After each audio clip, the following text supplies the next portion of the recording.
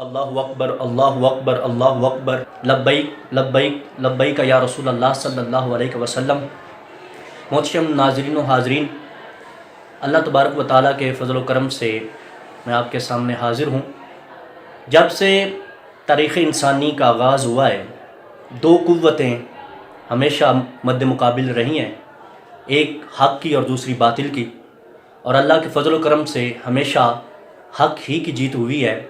آپ تاریخ کا مطالعہ کریں تو آپ کو نظر آئے گا کہ حق کے مقابلے میں باطل کی صفوں میں آنے والے اللہ تبارک و تعالیٰ نے ایسا حالات کو پلٹا کہ وہی حق کی صداقت کو بلند کرنے کے لیے حق کی طرف مائل ہوئے، اور پھر انہوں نے جتنی اسلام کے خلاف کوششیں کی تھیں، اسلام کی خدمات میں اس سے بڑھ کر کوششیں کی۔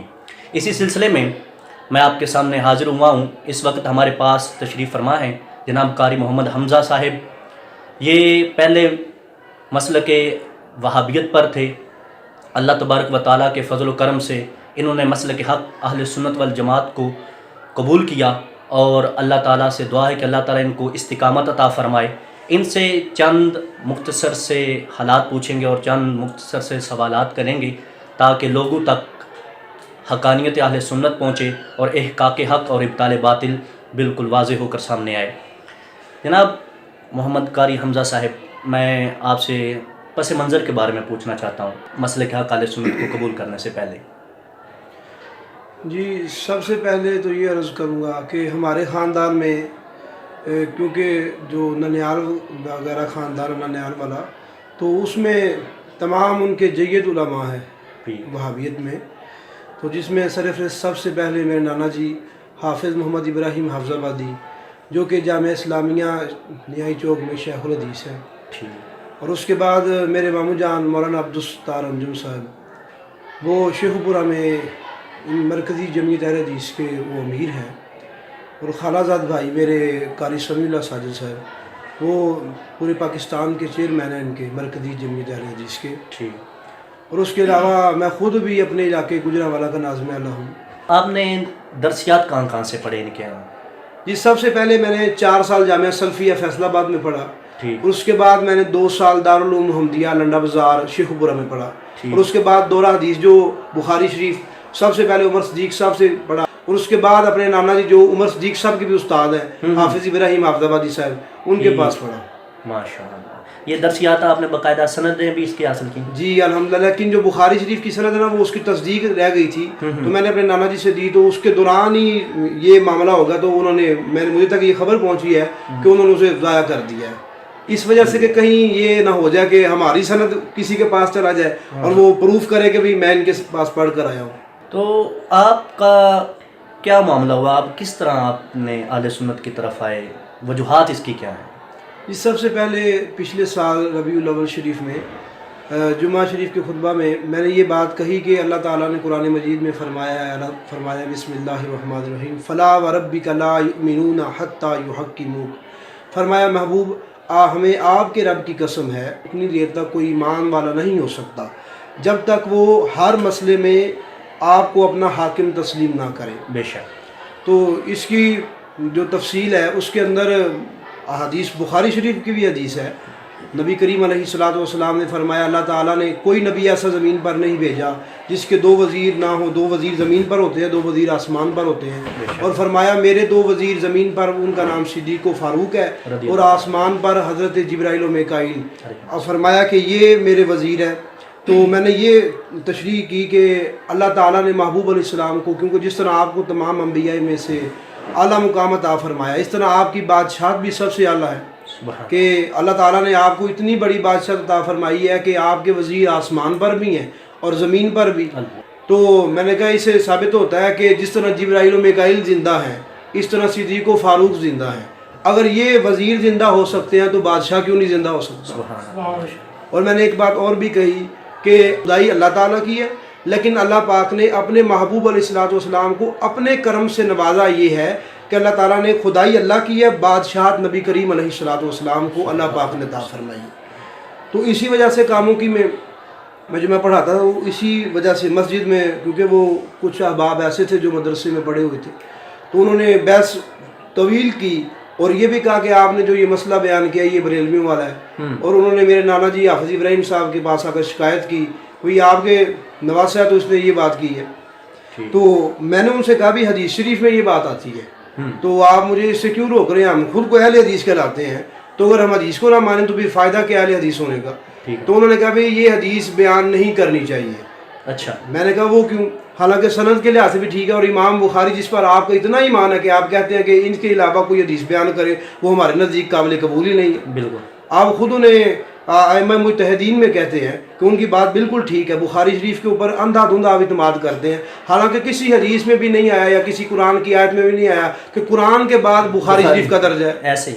یا کسی حدیث میں سرکار نے فرمایا ہو کہ بھئی بخاری شریف وہ کتاب ہے جس کا درجہ قرآن کے بعد ہے، اور یا یہ فرمایا ہو کہ بات ماننی ہے تو صرف بخاری کی مانی، کسی اور کی نہیں ماننی. ہاں جی، یہ بات تو کہیں بھی نہیں آئی. تو میں نے کہا پھر سب سے بڑی بات یہ بدعت ہوئی. ہم دوسروں کو کہتے ہیں کہ بھئی آپ بدعت کرتے ہیں، تو ہمارے خود مذہب میں، ہمارے عقیدے میں خود بدعت شامل ہو گئی ہیں. تو میں نے کہا اگر یہ بات حدیث بیان نہیں کرنی تھی تو ہمیں پھر چاہیے تھا کہ ہمیں حدیث نہ کہلواتے. وہ یعنی کہ آئے بائے شائیں کرنا شروع کر دیا. تو وہاں سے ابتدا ہوئی میری یعنی کہ سرچ کرنے کی. ٹھیک ہے. تو قبلہ مفتی احسان اللہ نقشبندی صاحب جامعہ مدینہ العلم عالم جو گجرانوالہ میں، آپ کے پاس میں گیا. آپ کے پاس جا کر میں نے کافی یعنی کہ مسائل کے لیے تقریباً پہلے دن تو 3 گھنٹے تقریباً میری ان سے بحث مباحثہ ہوا. تو انہوں نے مجھے مختلف کتابوں کے بارے میں بتایا. تو پھر ایک بات اور جو میں نے یہ کرنی ہے کہ اللہ اور اس کے رسول صلی اللہ علیہ وسلم کے فضل و کرم سے مجھے ایک روحانی فیض ملا ہے. ماشاءاللہ، روحانی فیض. ہاں جی، کہ اللہ تعالیٰ نے، میں نے جب استخارے کی نیت سے جو نیت کی تھی، دعا کی تھی کہ اللہ پاک مجھے ہدایت کا رستہ عطا فرمائے، تو استخارے کی نیت سے میں نے جب وہ استخارہ کیا تو اس میں مجھے ایک بزرگ نظر آئے، نورانی چہرے والے، اور وہ سفید اماموں میں تھے سب حضرات، لیکن انہوں نے جو امامہ باندھا ہوا تھا شکل سے ایسے لگ رہا تھا کوئی بادشاہ کھڑا ہوا ہے. سبحان اللہ. تو اس طرح ماحول تھا کہ مجھے سمجھ نہیں آ رہی تھی. باغ تھا، سفید امامے والے لوگ بیٹھے تھے، تو میں پریشان تھا کہ میں جاؤں کس طرح. تو اچانک کسی نے کندھے پر ہاتھ رکھا پیچھے سے، تو میں نے دیکھا تو وہ بزرگ کھڑے تھے، کیونکہ مجھے ان کی پہچان نہیں تھی پہلے. تو انہوں نے مجھے کہا کہ حضرت صاحب آپ کیوں پریشان ہوتے ہیں؟ یہ جو سامنے رستہ جا رہا ہے نا، یہ ہمارا رستہ ہے، یہ کامیابی کا رستہ ہے، اس پر چلے جائیں جنت پہنچ جائیں گے. سبحان اللہ. ماشاءاللہ. اور جب میں نے تحقیق کی تو پتہ چلا وہ حضرت پیر سید شبیر حسین شاہ حافظ آبادی رحمۃ اللہ علیہ آپ کی ذات تھی. ماشاءاللہ.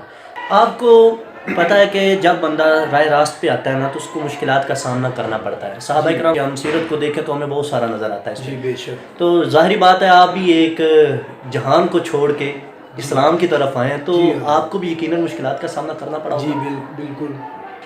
سب سے پہلے یہ ہوا کہ گھر والوں نے، یعنی کہ والدہ میری اور والد صاحب، تو وہ پہلے سنی ہے والد صاحب، تو والدہ کی طرف سے کچھ ہوا کہ وہ بھی ہمارے خاندان والے کیا کہیں گے، حالانکہ وہ بھی پڑھی لکھی ہیں، کوئی بالکل تو نینا ہے. تو انہوں نے مجھے کہا کہ بھی خاندان والے کیا کہیں گے، ہمارا خاندان صدیوں سے آ رہا ہے.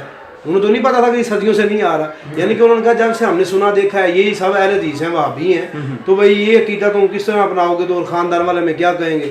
لیکن وہ 1 مہینے تک تھا، الحمدللہ میں نے انہیں قائل کر لی ہے، وہ ٹھیک ہو چکے ہیں گھر والے. اس کے بعد جو ننیال والے وغیرہ ہیں ان میں سے، اور قریب 2 مہینے پہلے میرا جو یہ ٹخنا توڑ دیا تھا، اس وجہ سے کہ میں نے یہ مسلک اہل سنت کو قبول کیوں کیا ہے. اچھا، آپ پر باقاعدہ حملہ ہوا ہے؟ جی بالکل. کس جگہ کے تھوڑی ڈیٹیل بتائیں گے آپ؟ جی یہ داتا دربار کے باہر، میں دعا کر کے باہر آ رہا تھا، تو میں ادھر شادی میں آیا ہوا تھا، تو خود میرے باقاعدہ مجھے پتہ ہے وہ امیر میرے ماموں جان ہیں جنہوں نے یہ اپنے آدمی بھیجے ہیں، تو جس کی وجہ سے میرا وہ ٹخنا ٹوٹ گیا. اور الحمدللہ اللہ رسول کا اتنا فضل و کرم ہے. وہابیت میں پہلے میرا 1 دفعہ ٹخنا ٹوٹا تھا، وہ 6 ماہ میں ٹھیک ہوا تھا. اللہ رسول کا اتنا فضل و کرم ہے، ابھی 2 مہینے پورا نہیں ہوئے تو میں کھڑا بھی ہوں. تو قبلہ مفکر اسلام کنز العلماء ڈاکٹر محمد اشرف آصف جلالی دامت برکاتہ العالیہ، عقیدہ توحید سیمینار، جی یہ قبلہ کے ماشاءاللہ بہت ہی مشہور پروگرام ہے، اور ان میں بہت سارے لوگ راہ راست پر آئے. ان کے بارے میں آپ کیا کہتے ہیں؟ آپ نے قبلہ کے دلائل سنے، اس کے بارے میں آپ کیا روشنی ڈالیں گے؟ جی سب سے پہلے تو میں نے آپ کے قبلہ کے جو عقیدہ توحید سیمینار ہے، اور سب سے پہلے وہ جس میں قبلہ عمر فاروق توحیدی صاحب ماشاءاللہ اللہ پاک آپ کو مزید برکت عطا فرمائے، جس میں آپ نے اپنا اہل سنت ہونے کا اعلان کیا تھا، وہ سنا تھا. اور اس کے بعد ہے یہ جو پچھلے 3 سال ہیں یہ بھی سنے ہیں. اور اس کے علاوہ میں نے 2 خطبہ جمعۃ المبارک خود لائیو بیٹھ کر سامنے بیٹھ کر سنے ہیں قبلہ کے. اور اس کے علاوہ بھی کافی گفتگو آپ نے سنی ہے، اور جو آپ کے رسائل ہیں پچھلے جو گزر چکے ہیں ان کے سیمینار کے، وہ بھی سنے ہیں، میں نے پڑھے ہیں میں نے، تو الحمدللہ ان سے بھی کافی فیض حاصل ہوا ہے۔ اس کے علاوہ تحقیق کے میدان میں حضور تاج الشریعہ رحمہ اللہ آپ کے بعد اگر کسی نے مضبوط طریقے سے علمی لحاظ سے اہل سنت کو اگر کسی نے ڈھانپا ہے اور سہارا دیا ہے تو وہ میں نے ڈاکٹر صاحب سے دیکھا ہے، یعنی کہ آپ نے وہ بات دیکھی ہے۔ اور سب سے بڑی بات جو میں کہنا چاہتا ہوں وہ یہ ہے کہ وہ تعریف وہ ہوتی ہے جو دشمن کرے۔ بے شک، تو میں نے یہ سر چڑھ کر بولے تعریف وہ جو دشمن کرے۔ ہاں جی، بے شک بے شک۔ وہ میں نے جامعہ مدینہ العلم میں یہ بات دیکھی جب استاد گرامی مفتی ساملہ نقشبندی صاحب ماشاءاللہ اللہ آپ کو مزید برکت دے، آپ بخاری شریف کا درس ارشاد فرماتے ہیں، تو مجھ سے کہنے لگے بھی حضرت صاحب آپ نے دورہ حدیث کیا ہوا ہے؟ میں نے کہا جی الحمدللہ 2 دفعہ کیا ہوا ہے۔ تو مجھے فرمانے لگے آپ عبارت پڑھ کے میں سنائیں، تو میں نے پڑھا تو کہنے لگے آپ نے ویسے دورہ حدیث کیا ہوا ہے؟ میں نے کہا جی الحمدللہ 2 دفعہ کی ہے۔ تو کہنے لگے آپ عبارت پڑھتے تو ہیں لیکن اس میں غلطیاں بہت زیادہ ہیں۔ تو میں نے کہا بات یہ ہے کہ مجھے اس بات پر وہاں پر سند دی گئی تھی اس جامعہ میں سے وہابیت میں کہ بھئی سب سے اچھی سند پڑھنے والا یہ بچہ ہے، سب سے اچھی عبارت پڑھنے والا، جی سب سے اچھی عبارت پڑھنے والا۔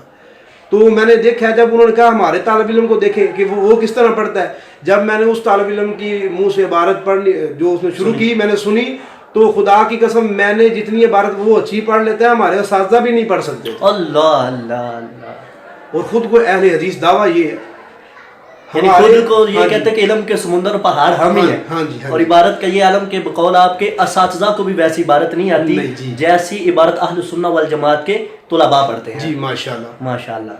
اور یہ طالب علم کی بات، ہاں جی طالب تو قبلہ ڈاکٹر صاحب کی ماشاءاللہ آپ کی شان تو برابر ہو رہا ہے جب آپ نے بغداد شریف میں پڑھا ہے اور ان سے پڑھا ہے جنہوں نے صحابہ کرام سے وہ حدیث لی ہیں، اور آپ ان کے یعنی کہ سند یافتہ ہیں، آپ مستند عالم ہیں، تو آپ کی ماشاءاللہ علم کا کیا عالم ہوگا جب ایک اہل سنت کا چھوٹا سا طالب علم اتنی اچھی پڑھ لیتا ہے تو استادوں کا عالم کیا ہوگا۔ میں نے جو اپنے نظریے، میں نے کسی سے سنا نہیں نہ کسی کے دباؤ میں آ کر یہ کہتا ہوں، خود اپنے نظریے سے یہ کہوں گا کہ ڈاکٹر صاحب ماشاءاللہ وہ عالم ہیں، اگر آپ کے سامنے کوئی بڑے سے بڑا بھی بد عقیدہ آدمی آ جائے نا، اگر وہ جادوگر بھی ہو تو ڈاکٹر صاحب کے علم کے جادو سے اس کا اپنا جادو ٹوٹ جائے گا انشاءاللہ۔ اللہ کے فضل و کرم سے حضور علیہ الصلوۃ والسلام کی نگاہ کرم سے یہ ملا ہے آپ کو کہ ماشاءاللہ آپ نے اتنا کام کر رہے ہیں، میں دیکھ رہا ہوں ابھی میں نے جامعہ دیکھا ہے ماشاءاللہ، اور بغیر کسی ڈالر کسی ریال کے، بے شک ماشاءاللہ باہر سے کوئی امداد نہیں آتی، تو آپ نے خود پاکستان میں خود کو اس طرح مستحکم کیا کہ آپ نے اتنے کم عرصے میں اور اتنا 24 گھنٹے میں آرام بھی نہیں کرتے، اور آپ اس طرح ماشاءاللہ سرکار کے دین کو پھیلا رہے ہیں ماشاءاللہ، اور امید کرتا ہوں انشاءاللہ مزید بھی آپ اس طرح کرتے رہیں گے، اللہ آپ کو مزید برکت عطا فرمائے، آمین بجاہ نبی الامین۔ ناظرین سنا آپ نے، یہ اللہ تبارک و تعالیٰ کی خاص قبلہ مفکر اسلام کنز العلماء ڈاکٹر محمد اشرف آصف جلالی صاحب پر نگاہ کرم ہے کہ اللہ تعالیٰ نے اتنی کوالٹیوں سے اور اتنی خصوصیات سے نوازا ہے۔ اس وقت آپ نے گفتگو سنی حضرت علامہ مولانا محمد حمزہ قاری صاحب کی، اور آپ دیکھ لیں کہ اللہ تبارک و تعالیٰ حق کو خود بلند فرماتا ہے، اور یہ ہمارے لیے قابل فخر بات ہے کہ ایک ہوتا ہے عام بندہ، جاہل بندہ جس نے درسیات اور دین کو زیادہ نہیں پڑھا ہوتا، اور ایک ہوتا ہے کہ جس نے پڑھا ہو پھر 2 مرتبہ دورہ کیا ہو، تو دیکھ لیں ان کا دورہ چھٹ گیا اور اللہ تبارک و تعالیٰ نے ان کو سرکار صلی اللہ علیہ وسلم کی غلامی کا دورہ عطا فرما دیا ہے۔ میں اللہ تبارک و تعالیٰ سے دعا کرتا ہوں کہ اپنی مزید رحمت کے صدقے حضور مفکر اسلام کنز العلماء ڈاکٹر محمد اشرف آصف جلالی کو مزید ترقی عطا فرمائے، اور آپ کے علم میں، حلم میں، کاروبار میں، مال میں، جان میں، عزت میں، آبرو میں خیر برکت کا نزول فرمائے، اور علامہ صاحب کو مسلک حقہ اہل سنہ والجماعت پر استقامت عطا فرمائے۔